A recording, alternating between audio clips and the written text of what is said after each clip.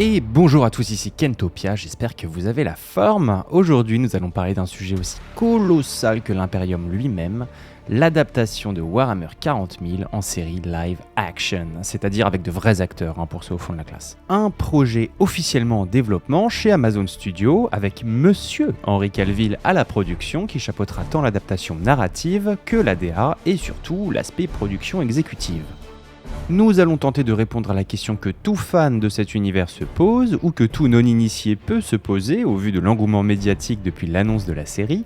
Est-ce que cette adaptation est une bonne idée ? Est-ce bien raisonnable ? Est-ce seulement possible d'adapter un univers tel que Warhammer 40 000 à la télévision ou au cinéma ? Comme d'habitude, n'oubliez pas de liker la vidéo si elle vous plaît, c'est ultra important pour une toute petite chaîne comme la mienne, et de vous abonner, ça c'est le plus gros geste que vous pouvez faire, ça prend un seul clic et ça m'aide énormément, alors merci à ceux qui le feront. Alors, pour ceux qui n'ont jamais entendu parler de Warhammer, ou ceux qui se réveillent d'un coma de 40 ans, Warhammer 40 000, ou 40K pour les initiés, c'est d'abord un univers né autour d'une table de jeu. Lancé par Games Workshop à la fin des années 80, il s'est imposé comme l'une, si ce n'est la référence incontournable dans le monde de la figurine à peindre et à jouer, avant d'avoir été adapté par la suite en littérature SF et jusqu'à aujourd'hui sous tout un tas d'autres supports comme des jeux vidéo par exemple. À la base, Warhammer c'est un wargame, c'est-à-dire qu'on collectionne, on assemble, on peint des armées entières, puis on les fait s'affronter sous forme de jeux de plateau stratégiques dans des batailles tactiques aussi brutales qu'épiques. Mais Warhammer, ça n'est pas qu'un jeu, c'est aussi tout un univers dystopique d'une richesse folle et qui s'est bien étendu au-delà des tables de jeu. On le retrouve dans des centaines de romans, oui des centaines, plus de 500 sans compter les codex, mais aussi des jeux vidéo, des comics, et du coup prochainement une première adaptation cinématographique sur le petit écran. Le projet étant à terme de créer un Warhammer Universe, tout comme a pu le faire Marvel ou DC avec leur Marvel Universe et DC Universe. C'est-à-dire décliner cet univers sous la forme de multitudes de séries et de films au cinéma. Le lore de Warhammer, c'est-à-dire les histoires et les récits qui l'entourent, est immense. Chaque faction, chaque personnage, chaque événement a sa propre place dans un récit bien plus grand, dense, sombre, souvent très désespéré, on va pas se mentir, mais toujours fascinant. Et c'est cette combinaison unique entre hobby créatif, stratégie militaire sur jeu de plateau et univers narratif démesuré qui a fait de Warhammer 40 000 un phénomène mondial. Et que l'on soit là pour peindre une armée, plonger dans un roman de l'hérésie d'Horus ou lancer une campagne dans un jeu vidéo, on entre toujours dans le même univers, celui d'un futur où il n'y a que la guerre. Warhammer 40 000 donc, ça n'est pas juste des figurines à peindre ou des batailles spatiales. Comme dit précédemment, c'est un univers d'une complexité rarement atteinte, débordant de factions, d'histoires parallèles, de chronologies croisées et d'une ambiance si noire qu'elle fait passer Game of Thrones pour une comédie romantique. Dans cette vidéo, nous allons donc détailler pourquoi l'adaptation de Warhammer 40 000 à l'écran est un défi presque insurmontable, un rêve de fan certes, mais un véritable cauchemar de producteur. L'une des premières barrières, c'est tout simplement la taille de l'univers. Warhammer 40 000 ne se contente pas de raconter une histoire, il en raconte des milliers, éparpillés sur une galaxie entière. L'action se déroule au 41e millénaire, mais chaque faction a une histoire qui remonte parfois à des dizaines de milliers d'années. Prenez les Eldar par exemple, leur chute, causée par la naissance de Slaanesh, date d'avant l'humanité spatiale. Les Nécrons, eux, sont des entités cybernétiques qui ont existé avant même la création du Warp tel qu'on le connaît, et les Tyrannides, on ne sait même pas d'où ils viennent, peut-être d'une autre galaxie ou pire. Quant à l'Imperium, qui est le côté humain de cette fresque, eh bien il est lui-même démesuré. C'est un empire théocratique totalitaire dirigé par un dieu vivant sur son trône d'or, l'empereur de l'humanité. Cette dernière y survit à travers la foi, la guerre et à une bureaucratie écrasante. Alors bon, je vais pas rentrer dans le détail du lore de Warhammer 40 000, c'est bien trop riche pour le format de vidéo qu'on est en train de faire maintenant, mais je vous recommande de vous balader sur YouTube si le sujet vous intéresse, si c'est pas déjà fait, bien sûr, je sais que vous avez déjà mangé tous les contenus qui existent sur tous les lores et toutes les factions. Il y a effectivement plein de créateurs de contenu qui font des vidéos passionnantes, qui parlent de chaque faction et des différentes histoires qui composent le lore. Alors foncez si ça vous intéresse. Ici, je ne souhaite pas que cette vidéo s'adresse uniquement aux fans invétérés de 40K, mais qu'elle puisse aussi parler au plus grand nombre et à ceux qui se demandent pourquoi cet univers fait tant de bruit depuis l'annonce de la série par Amazon. Ce qu'il faut retenir, c'est que l'univers narratif est si riche qu'une seule légion de Space Marines, comme les Ultramarines ou les Blood Angels par exemple, pourrait à elle seule faire l'objet d'une série tout entière. Mais dans le lore général, ce ne sont que des fragments. Ce que je veux dire, c'est que toute tentative d'adaptation doit faire un choix drastique. Par où commencer? Par qui? Quel point de vue adopter? Chaque choix implique d'éliminer des pans entiers du lore, et pour les fans, c'est déjà un problème. Contrairement à des univers comme Star Wars ou Le Seigneur des Anneaux, Warhammer 40 000 ne propose pas de héros au sens classique du terme. Ici, l'espoir est un péché, le fanatisme et le racisme sont des vertus, et l'humanité a abandonné toute forme de liberté individuelle pour survivre. Dans des romans comme Eisenhorn, on suit un inquisiteur dont les choix moraux sont constamment remis en question. Il est forcé de pactiser avec le Warp pour protéger l'Imperium. Alors qu'est-ce que c'est que le Warp? Pour ceux qui ne connaissent pas Warhammer, c'est en gros une dimension parallèle d'énergie psychique utilisée par les vaisseaux pour voyager plus vite que la lumière et par des Psykers pour canaliser leur pouvoir. Mais c'est aussi un royaume instable et dangereux, peuplé de démons et d'entités chaotiques qui menacent constamment l'univers matériel.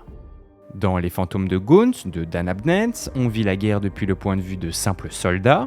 Il n'y a pas de victoire glorieuse, seulement des combats futiles dans la boue, des morts absurdes et la certitude qu'aucune paix n'est à attendre. Rien que ça. Adapter cela, c'est accepter de renoncer aux règles classiques de l'écriture hollywoodienne. Pas d'arc de rédemption, pas de héros, pas de fin heureuse. Est-ce qu'Amazon osera traiter un arc narratif aussi peu conventionnel ? Visuellement, 40K est un enfer de production. C'est un univers où des vaisseaux spatiaux sont des cathédrales de plusieurs kilomètres, où les armures des Space Marines sont décorées de crânes, de sceaux de pureté, de reliques. Un univers saturé de symboles religieux, où même des tanks ont des orgues directement sur eux. Il suffit de regarder Angels of Death, la série animée de Warhammer+, pour voir le problème. Elle capte bien l'ambiance, mais reste dans un noir et blanc stylisé pour masquer ses limites techniques. En live action, rendre crédible des Space Marines de 2,50 m à l'écran est un défi monumental. La moindre erreur de design peut transformer un guerrier sacralisé en un cosplay maladroit. Mention spéciale à l'épisode Warhammer 40 000 de la série Secret Level d'Amazon, que je vous recommande chaudement d'ailleurs, et qui impose des bases visuelles et de ton de ce que pourrait être une série en live action, même si celle-ci est uniquement faite en CGI. Pour une série live action, sans un budget à la Dune ou à la Ring of Power, difficile de rendre honneur à cette iconographie. Et au-delà des questions de fidélité visuelle, il y a une autre couche bien plus concrète, la production en elle-même. Adapter 40 000, ça n'est pas seulement créer des décors impressionnants et des armures crédibles, c'est organiser la logistique d'un monde qui dépasse en ambition presque tout ce qui a déjà été tenté à la télévision. Première problématique, le budget par minute. Pour vous donner une idée, une série comme Ring of Power coûte entre 60 et 100 millions de dollars par épisode. Pour Warhammer 40 000, ça serait probablement le minimum nécessaire si on veut représenter convenablement une flotte impériale, un monde ruche ou une bataille impliquant Space Marine, Necrons et démons du Warp. Les effets pratiques, la CGI, les doublures numériques, les maquettes à l'échelle, tout cela coûte une fortune. Une seule escouade d'Astartes crédible à l'écran, ce sont des mois de conception, d'animation et de post-production. Deuxième contrainte, les décors et les environnements. Dans Warhammer 40 000, il n'y a pas de lieu neutre ou banal. Chaque pièce, chaque rue, chaque vaisseau doit refléter l'extrême religiosité et le style gothique délirant de l'Imperium. Ça veut dire pas de tournage dans des lieux naturels ou dans des décors génériques. Il faudra soit construire en studio, ce qui est impossible pour les plans larges, soit recréer numériquement la totalité des environnements, ce qui, encore une fois, en termes de coût, peut revenir à des millions de dollars dépensés à la minute. Même une simple salle de commandement impérial nécessite des vitraux, des encensoirs, des piliers sculptés à la main, sans parler des serviteurs lobotomisés qui y circulent et des chérubins, qui sont en gros des bébés cybernétiques esclaves et lobotomisés qui se baladent à poil avec des ailes d'ange, rien que ça. Troisièmement, le casting. Comment représenter à l'écran des humains augmentés de 2,50 m, génétiquement modifiés, aux voix déshumanisées? Il faudra donc mélanger prise de vue avec des acteurs réels, mélanger à de la CGI, presque photoréaliste pour rendre l'ensemble crédible, mais aussi de maquillage très particulier et de CGI pur pour toutes les autres factions non humanoïdes. Ce qui rallonge non seulement le tournage, mais aussi la post-production et les coûts globaux. Ajoutez à cela des prothèses, des costumes, des armes, et il y en a beaucoup, Dans l'univers de 40K, rien n'est standard. Chaque bolter, chaque armure, chaque machine de guerre est unique et stylisée. Ça n'est pas une production où on peut acheter des accessoires génériques ou louer des équipements déjà prêts. Tout doit être conçu de zéro et dans un souci de cohérence et du sens du détail extrême. Enfin, un problème peu évoqué mais pour moi central, la tonalité du contenu, c'est-à-dire le ton que l'on va donner à la série. Warhammer 40 000 est un univers extrêmement violent, souvent très gore, extrêmement dérangeant, raciste au possible, avec des références à l'extermination de masse, à la torture rituelle, au sacrifice de civils. Cela impose donc des restrictions de classification. Pour moi, si on voulait vraiment être fidèle à l'univers, ça serait interdit d'office au moins de 18 ans, ce qui limite aussi l'audience potentielle. Les producteurs doivent donc choisir, rester fidèles à la brutalité de l'univers ou lisser le contenu pour le rendre vendable sur leur plateforme. Et donc ne plus être en accord avec le ton de l'univers, et donc ne plus respecter le matériau source. Cette tension est au cœur des décisions créatives et financières. Avec leur politique de DEI, c'est-à-dire de diversité, d'équité et d'inclusion, Amazon chercherait aussi à imposer ses choix sur l'histoire et le casting. Il a été rapporté que le studio veut imposer un casting à 50% féminin et à 50% issu de la diversité. Mais si cela n'entre pas en adéquation avec l'histoire racontée ou avec le lore général d'origine, alors cela sera leur choix de ne pas vouloir respecter le matériau de base au détriment des fans de l'univers qui veulent que l'on adapte fidèlement leurs histoires préférées. Henry Cavill aurait donc lutté avec Amazon pour pouvoir allier respect de l'univers et cochage de cases pour qu'Amazon soit content, mais c'est quand même effarant, on va pas se mentir, d'avoir à se poser des questions politiques alors que l'on cherche simplement à adapter un univers littéraire en série télé. Mais bon, c'est comme ça. Venant sentir l'embrouille, l'éditeur de l'univers lui-même de Warhammer, à savoir Games Workshop, a déjà décidé de changer son propre lore en incluant des custodes femmes qui n'existaient pas jusqu'alors, afin peut-être de pouvoir justifier les futurs choix des adaptations cinématographiques à venir et de supprimer des mots de leur codex tels que Brotherhood, qui veut dire fraternité, ou Sons of the Emperor, c'est-à-dire donc les fils de l'empereur, pour les remplacer simplement par Children of Emperor, c'est-à-dire les enfants de l'empereur, un mot plus général et non genré. Canon ou pas canon du coup ?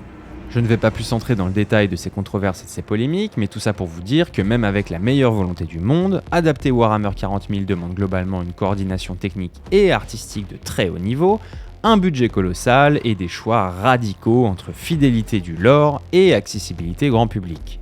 Très peu de projets dans l'histoire de la télévision ont réuni ces trois conditions, et on ne peut pas dire que The Ring of Power, The Witcher, ou même dernièrement avec un budget un peu moindre quand même, The Last of Us, ont réussi à cocher toutes ces cases. Holy shit. I'm gonna be a dad. Warhammer 40 000 n'a donc pas une histoire linéaire, il a des histoires, souvent contradictoires d'ailleurs. Les taux parlent d'une grande idée de coopération interespèces, mais ils sont vus par d'autres factions comme des expansionnistes sournois. Les Eldar, eux, voient les humains comme primitifs, les orques se battent simplement parce qu'ils trouvent ça fun. Et les tyrannides ? Ils n'ont pas de pensée propre, juste un instinct de consommation totale. Et il y a aussi le chaos, Khorne, Tzeentch, Slaanesh, Nurgle, chacun représente un aspect corrompu de l'âme. Comment faire comprendre aux spectateurs ce qu'est le Warp, cette dimension psychique où les pensées deviennent réalité, comme je vous le décrivais plus tôt ? Une adaptation pourrait-elle résumer la chute des légions loyalistes, de l'hérésie d'Horus, du retour de Gulliman dans la croisade Indomitus ? Chaque événement est si riche qu'il mériterait à lui seul plusieurs saisons ou plusieurs films. L'un des plus grands risques, c'est donc de déformer le message de Warhammer. Cet univers est une caricature dystopique, une critique de l'absolutisme et du dogmatisme, et certains fans y voient une forme de fantasme autoritaire. Si la série dépeint l'Imperium comme une force du bien, elle trahit sa fonction satirique. Mais si elle le critique trop, elle perdra une partie de son public. C'est une ligne de crête que très peu d'auteurs peuvent parcourir sans chute. Henry Cavill est un fan sincère, et ça rassure, et comme nous tous, il souhaite voir adapter sur le petit écran ou au cinéma l'adaptation de l'un de ses univers préférés, mais une série ne repose pas que sur une seule personne, il faudra que Cavill s'entoure des meilleurs écrivains, ayant déjà produit des livres de la Black Library, ainsi qu'un showrunner qui comprend l'ironie, la noirceur et surtout l'ambiguïté morale de cet univers. Alors, que pourrait-on faire ? Comment rendre Warhammer 40 000 accessible sans le trahir ? Premièrement, se concentrer sur une histoire localisée. Un inquisiteur, comme Gregor Eisenhorn, est une excellente porte d'entrée. Sa descente lente vers l'hérésie est fascinante et incarne la tension centrale de l'univers. Autre piste, les fantômes de Gaunt, un groupe de soldats jetés dans l'horreur de la guerre où l'humanité subsiste à peine, une ambiance à la Band of Brothers mais dans un monde où les démons mangent les âmes. On peut aussi penser à un format plus anthologique, même si je n'y crois pas forcément, une saison, une histoire, voire un épisode, une histoire, mais cela demanderait des épisodes de 2 heures au moins. Une ruche corrompue par un cult Gene Stealer, un tech priest face à une IA interdite, une escouade d'Astartes confrontée à ses propres limites. Chacune avec son esthétique, son ton, tout est possible dans cet univers démesuré. Adapter Warhammer 40 000, c'est comme vouloir peindre la bataille de Terra avec un pinceau de détail. Long, périlleux, mais pas impossible. Si Amazon y parvient, cependant, ça sera un exploit. Mais le moindre faux pas pourrait transformer cette fresque épique en pastiche grotesque. Pour l'instant, la meilleure façon de vivre Warhammer, c'est encore de lire ses romans, de jouer aux jeux vidéo, de peindre ses figurines et de jeter des dés entre copains qui veulent s'amuser à se foutre sur la tronche le temps d'une après-midi. Là au moins, personne ne trahit le canon. Car dans le sombre futur du 41e millénaire, il n'y a que la guerre et peut-être un jour une bonne série. Merci d'avoir regardé cette vidéo jusqu'au bout. Comme d'habitude, martelez le bouton like, abonnez-vous à la chaîne, c'est ultra important. Et quant à moi, je vous retrouve pour la prochaine vidéo. Et d'ici là, que l'empereur vous garde. C'était Kentopia. Ciao, ciao.